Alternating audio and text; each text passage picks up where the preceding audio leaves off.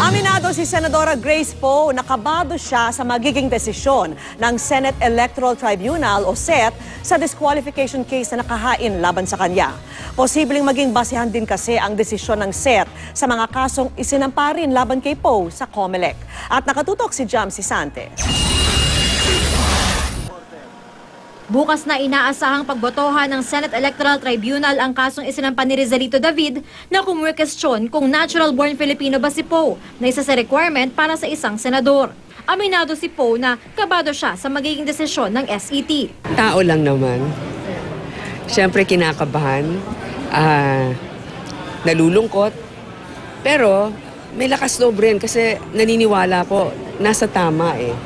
Nasa tama naman ang aming pinaglalaban. Ang SET ay kinabibilangan ng 3 maestrado ng Korte Suprema at 6 na senador. Pag nalaman na natin kung ano yung majority vote, ang majority vote is 5 members.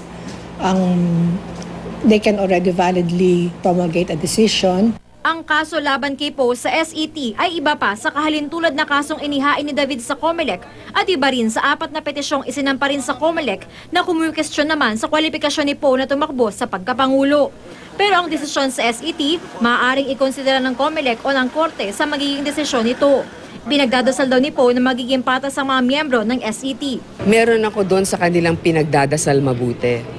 Sapagkat sa aking isip, marami sila sigurong kinokonsidera. Ang iba sa kanila, marahil ay may ibang kadahilanan. Sino man ang matalo sa botohan bukas ay maaaring maghain ng motion for reconsideration dito sa Senate Electoral Tribunal. Ang magiging desisyon doon ng SET ay maaari pang idulog sa Korte Suprema na siyang may huling salita ukol sa issue. Jam Sisante, nakatutok, 24 oras.